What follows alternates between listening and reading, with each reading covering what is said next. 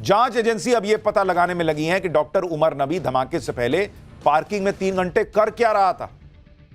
धमाके वाले दिन वो कहां कहां गया था। सूत्रों से यह भी खुलासा हुआ है कि उमर नबी धमाके से पहले दिल्ली की एक मस्जिद में गया था। सूत्रों के मुताबिक उमर नबी रामलीला मैदान के पास फैज़े इलाही मस्जिद में गया, वहां करीब 10 मिनट रुका, जिसके बाद वो लाल किले की तरफ चला गया।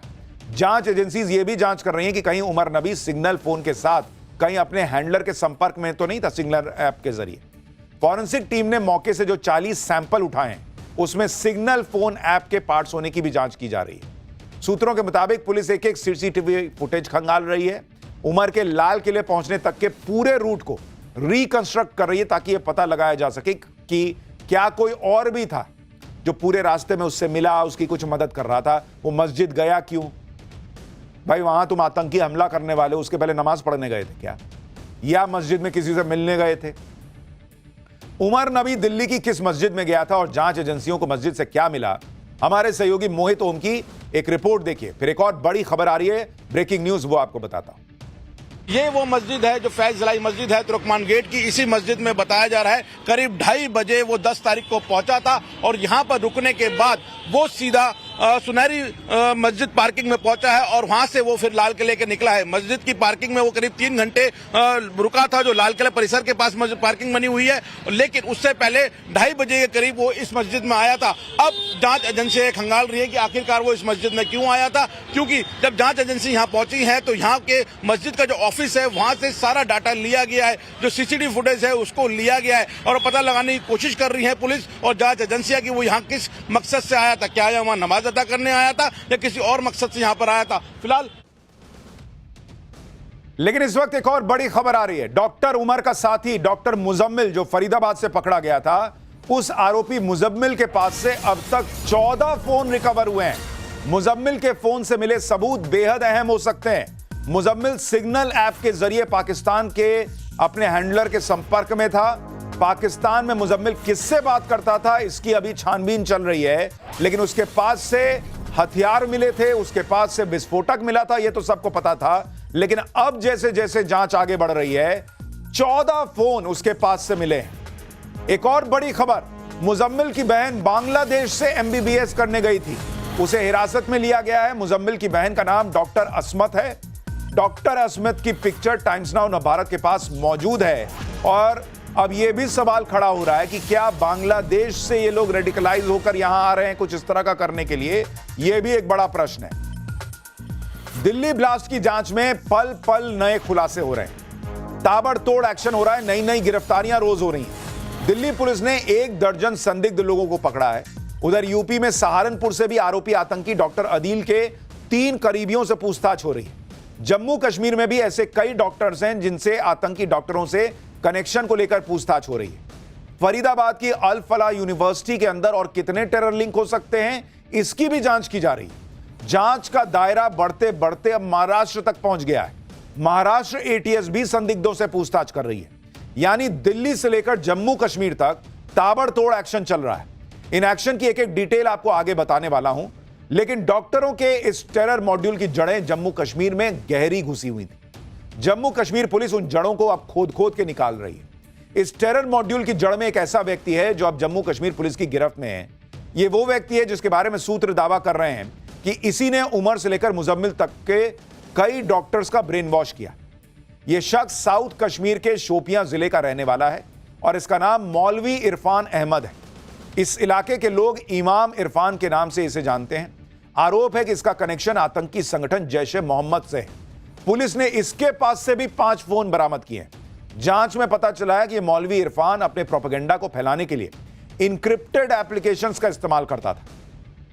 सूत्रों ने बताया है कि मौलवी इरफान श्रीनगर के नौगाम की एक मस्जिद में मौलवी है। वो यहां प्रार्थना सत्रों का आयोजन करता था। कुछ रिपोर्ट में यह भी दावा है कि मौलवी इरफान अपने कनेक्शन का इस्तेमाल करता था और वो धीरे धीरे मेडिकल कॉलेज में पढ़ने वाले छात्रों से संपर्क बढ़ाने लगता था।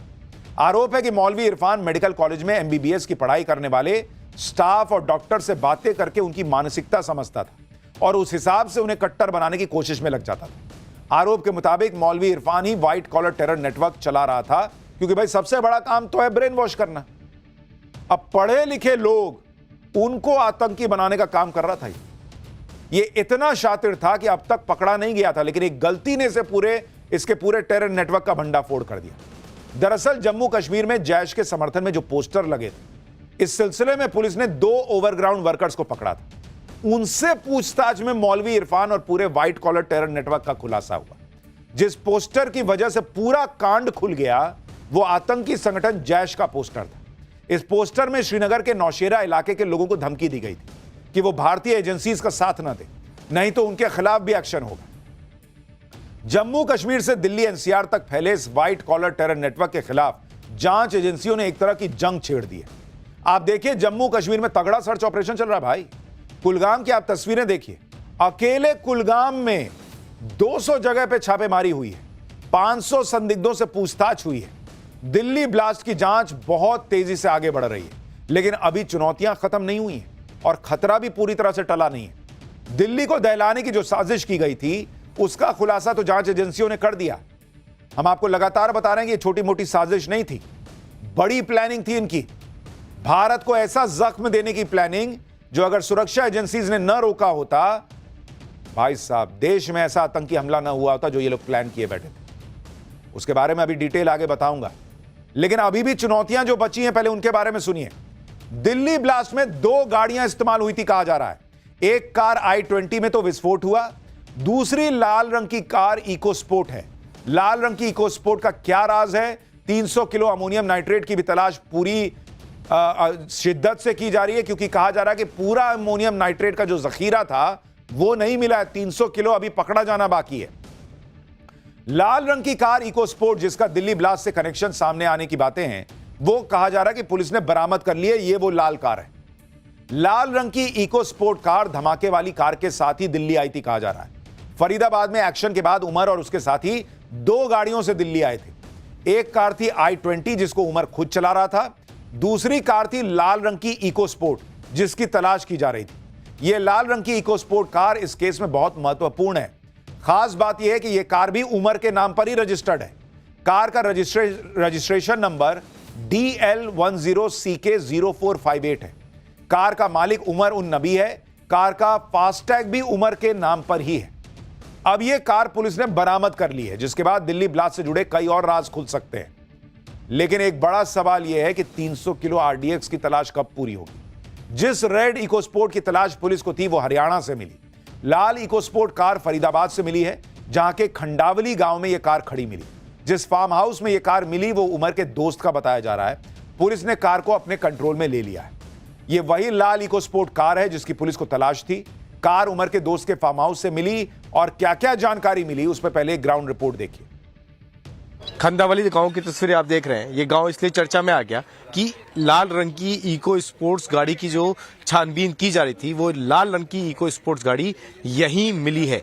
NIA की टीम, FSL की टीम अब इस गाड़ी की जांच पड़ताल कर रही है। उमर के नाम पर ही ये गाड़ी बताई जा रही है। उमर से पहले देवेंद्र नाम के ओनर के पास ये थी। देवेंद्र इसका फर्स्ट ओनर था। उसके बाद में उमर ने इस गाड़ी को देवेंद्र से खरीदा था। दोनों नाम पे शक गया पुलिस को, क्योंकि i20 गाड़ी को बेचने में एक ओनर का नाम देवेंद्र पहले से ही था। उमर और देवेंद्र के नाम के बाद इस गाड़ी की सर्च की गई। अब जाकर यह गाड़ी हरियाणा पुलिस को मिली है। देखिए, लाल इको स्पोर्ट कार भले मिल गई हो, लेकिन अभी भी ढेर सारा अमोनियम नाइट्रेट मिलना बाकी है कहा जा रहा है। दिल्ली ब्लास्ट से पहले फरीदाबाद से 2900 किलो अमोनियम नाइट्रेट पकड़ा गया था, लेकिन यह अमोनियम नाइट्रेट की पूरी खेप नहीं थी। अभी भी 300 किलो अमोनियम नाइट्रेट पुलिस की पकड़ से बाहर है। सूत्रों के मुताबिक दिल्ली ब्लास्ट में करीब 80 किलो अमोनियम नाइट्रेट का इस्तेमाल हुआ था, और जब तक 300 किलो अमोनियम नाइट्रेट पूरी तरह नहीं मिल जाता, खतरा बरकरार रहेगा। इसलिए आप लोग भी जहां भी रहें, जैसे भी रहें, सचेत रहें। आसपास कुछ भी संदिग्ध दिखे तो जरूर पुलिस को इन्फॉर्म करें, क्योंकि आप देखिए, अमोनियम नाइट्रेट की तलाश में ताबड़तोड़ छापेमारी अभी भी चल रही है। सूत्रों के मुताबिक इसे बांग्लादेश के रास्ते भारत लाया गया था। बांग्लादेश से नेपाल होते हुए भारत लाने की भी खबर है। एक फर्टिलाइजर कंपनी की भूमिका की भी जांच की जा रही है। फर्टिलाइजर कंपनी से अमोनियम नाइट्रेट चोरी किया गया था कहा जा रहा है। हमने कल ही आपको बताया था कि अमोनियम नाइट्रेट कितना खतरनाक और घातक हो सकता है, और जितना अमोनियम नाइट्रेट पकड़ा गया है उससे काफी बड़े इलाके में तबाही मचाई जा सकती है। अब 80 किलो अमोनियम नाइट्रेट क्या कर सकता है आप देख रहे हैं।